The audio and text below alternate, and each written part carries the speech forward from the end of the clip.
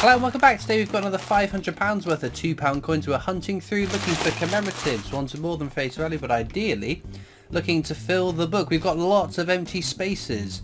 4 Commonwealth Games. We need to get rid of one of those early doors, I reckon. But no, plenty of coins still to find because we are not that far into this book. I'm sure we've got a good chance of finding a new one. 2022 Britannia. Minted figures have come out. I think we're going to go with the coronation 50p rule. We're not going to put a ticket in until it actually goes into circulation. Although, there's a question about it being a definitive, so we'll get into the bag and then we'll decide.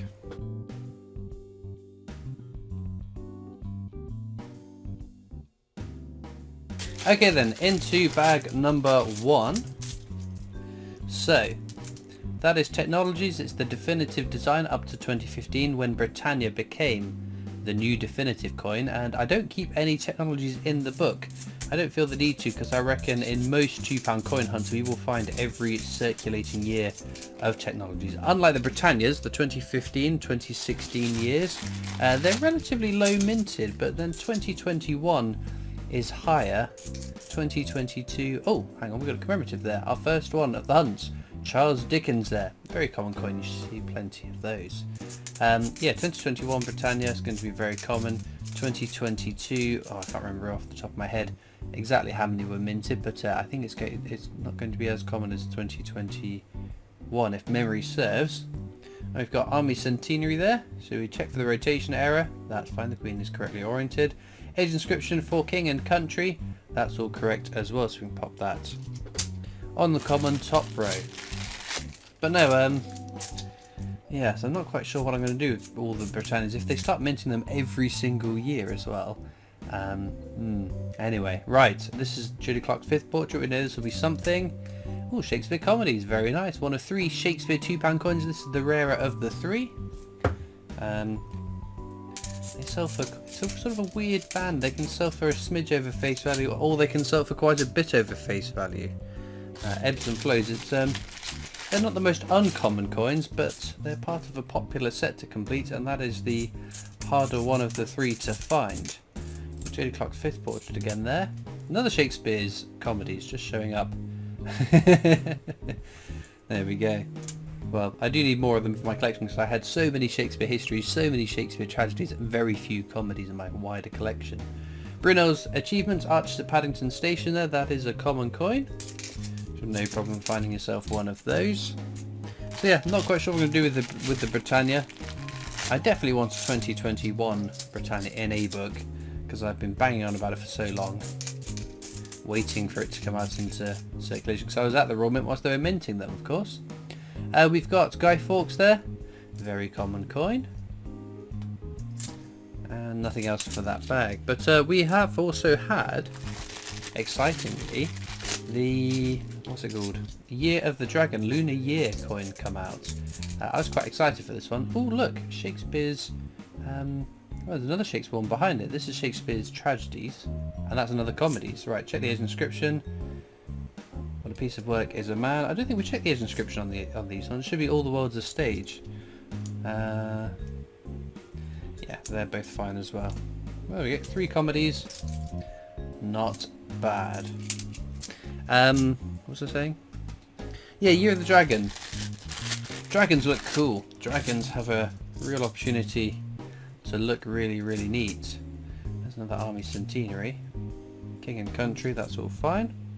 A little bit. I must admit, I was a little bit underwhelmed with the design. I guess it is a kind of a Chinese dragon, but I think there are other sort of Chinesey dragons which look a bit cooler than the one they went for. But there is another dragon coming out later this year.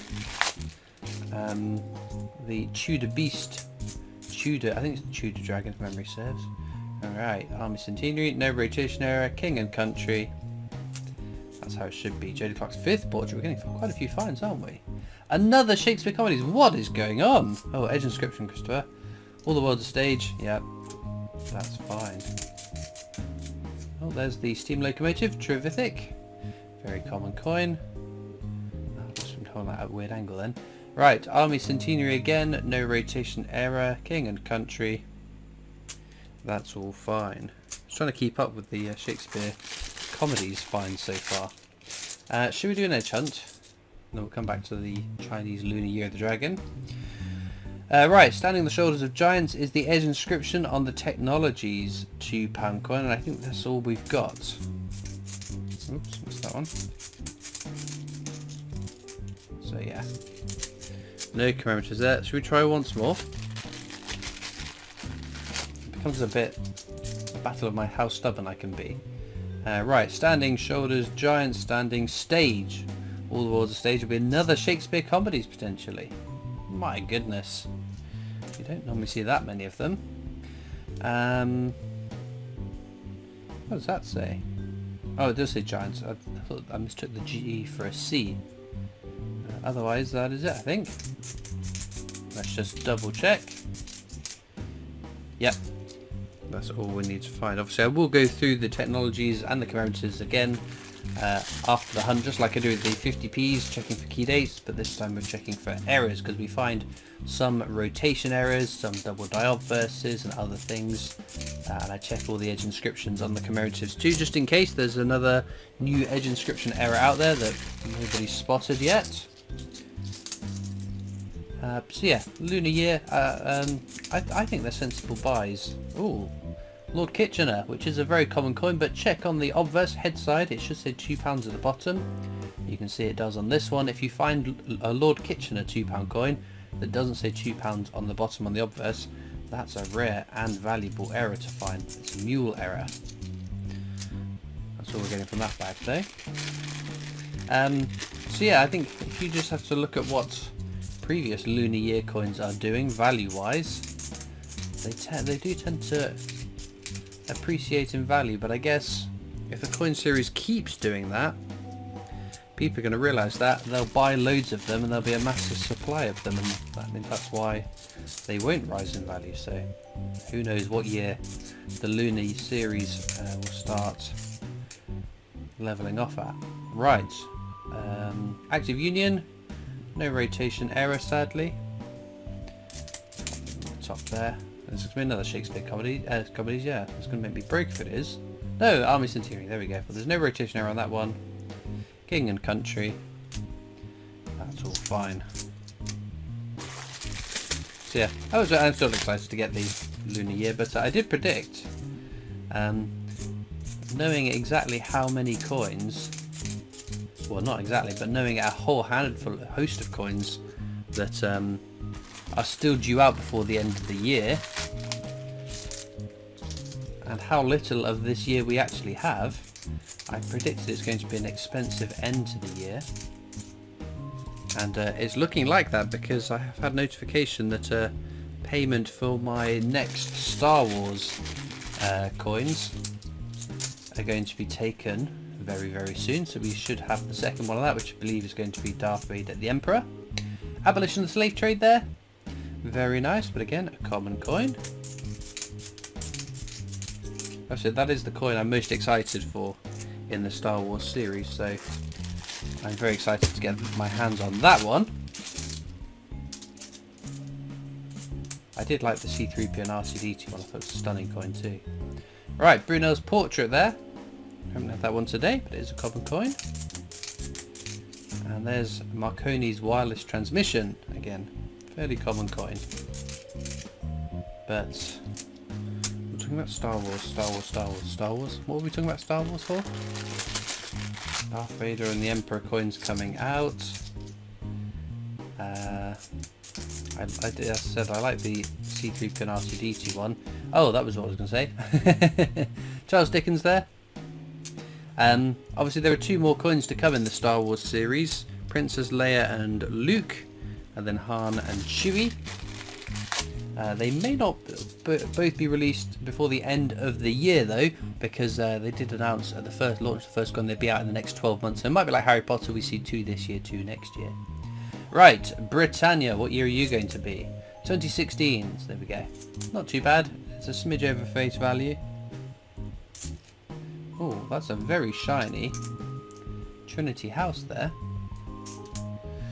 Very nice. Have we got Trinity House in the book already?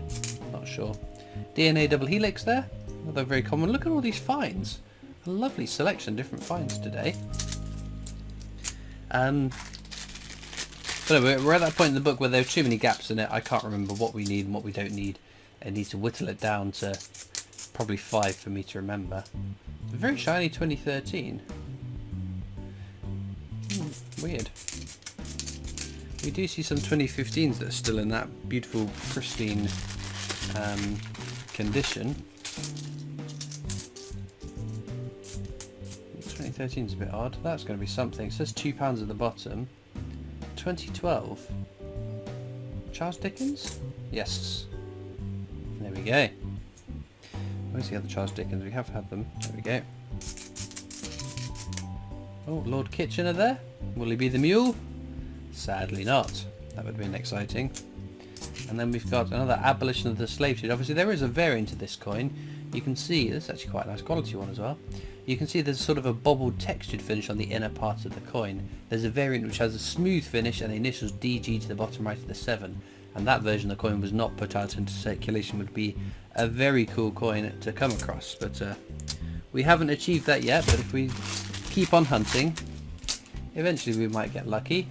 Ooh, very nice! Gunpowder plot. It's such a beautiful design on this coin, isn't it?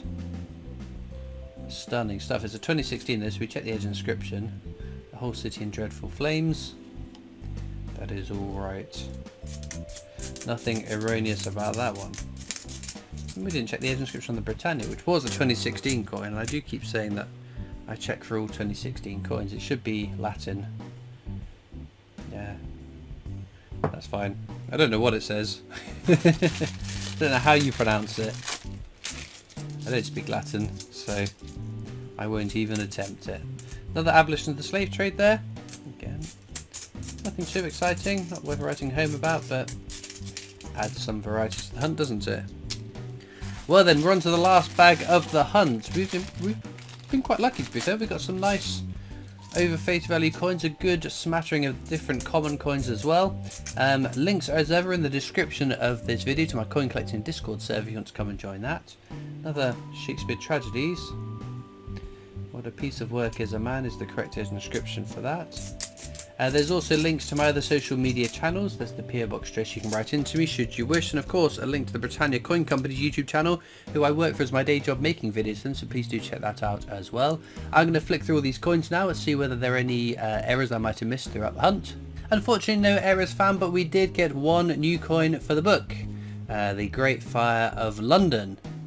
Very, very cool. So I can't believe all of the Shakespeare comedies that turned up in today's video, which is pretty bonkers. In terms of our star finds, can I get these all to stay?